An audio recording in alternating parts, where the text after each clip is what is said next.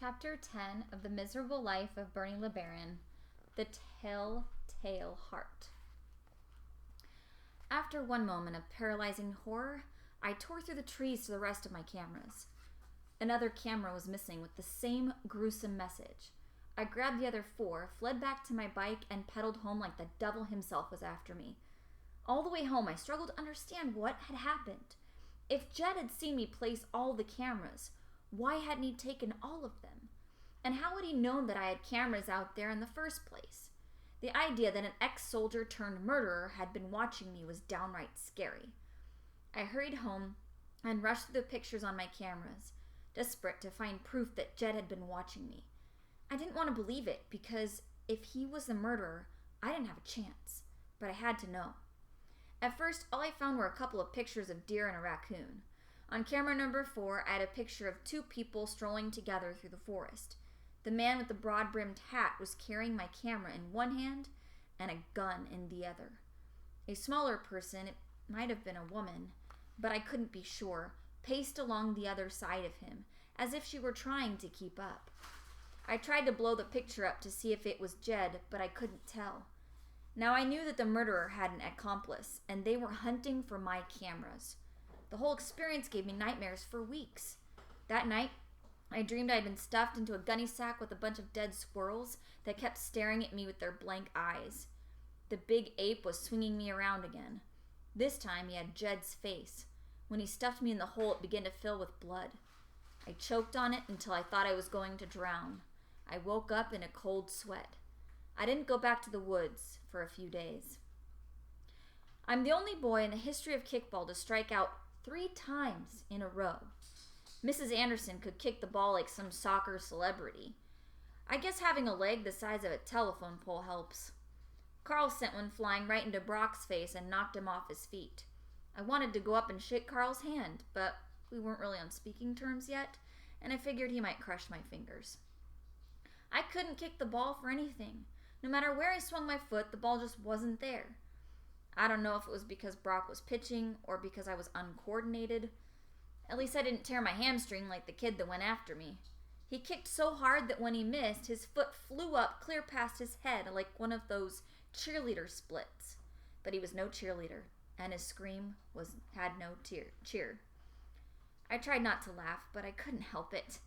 Mr. Valentine ran to call the ambulance while Mrs. Anderson tried to keep the kid still as he writhed in agony. That was our one and only kickball game.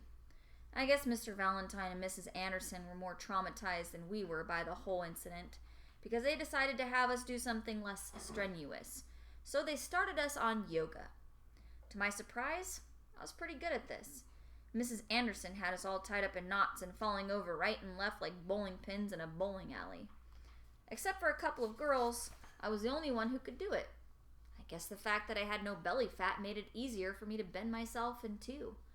All the other kids were huffing and puffing like someone was trying to suffocate them. I could breathe just fine. Brock, the stork, got into a position he couldn't get out of, and Mrs. Anderson had to untie him. Anyone who says that yoga isn't exercise has never done it. After the first class, I was so stiff I could barely walk for 2 days. In English, we finally came to the end of the Edgar Allan Poe unit, much to the relief of just about everyone in class. I think we had all had Poe-like nightmares. I, for one, couldn't look at a raven without little tremors of terror, and I was afraid to look anyone in the eye for fear that they might turn into a psychotic murderer. Mrs. Grimm told us to pick a common theme in Poe's writing and to analyze it. I considered writing about Poe's bizarre obsession with death, or the fact that he was a complete freak. I mean, anyone who marries his 12-year-old cousin has serious issues. Anyone who can create a character that kills an old man just because he doesn't like the look of his eye has even bigger issues. I didn't, though. Somehow I thought Mrs. Grimm might just scream at me and call me a psychological cripple or something. I decided to follow up on my one moment of brilliance the first day we started Poe. It was Marigold's drooling eye that gave me the idea. I mean, I couldn't look at it without thinking about Poe. I realized there were so many things she didn't need to fear anymore because her mind didn't work like mine did. This led me to write about Poe's theory of rationality. I tried to show that it could apply to people with dementia or other psychological challenges. And even though Poe meant to be sensational and shocking, real people could see the world differently without resorting to criminal behavior. Their irrational worlds might even be more sane than the rational world that justifies things like inequality, slavery, warfare, and state-sanctioned murder. Here was my last sentence. In the end, Poe shows that rational people can live lives filled with real horror, while irrational people can be psychologically protected from it. It took me a whole week to come up with all of that, and I made Aunt Elsie read over it for me. She said it was brilliant, but then she had to say that. I was sweating buckets during every English class after we turned in the essays because of the noises Mrs. Grimm was making at the back of the room while she graded them. We were supposed to be reading the new fairy tale unit, but who could concentrate while a stream of mumbled criticism poured from her desk, broken only by low growls and what sounded like cursing? I was always sure that she was talking about my essay. "Ugh, not again," she said. I glanced over my shoulder to see her pound on the desk and growl through gritted teeth. The red pencil was flying like a saber, leaving bloody stains on our papers. I know teachers aren't supposed to grade in red anymore. Mrs. Grimm disagreed. She said that if the writing makes her want to rip open her veins, students deserve to see a bit of blood on their papers. "You call that a sentence?" she muttered. "Poe would roll over in his grave if he read this mindless drivel." I didn't know what drivel was, but when she grabbed her head in her hands, I knew it was bad.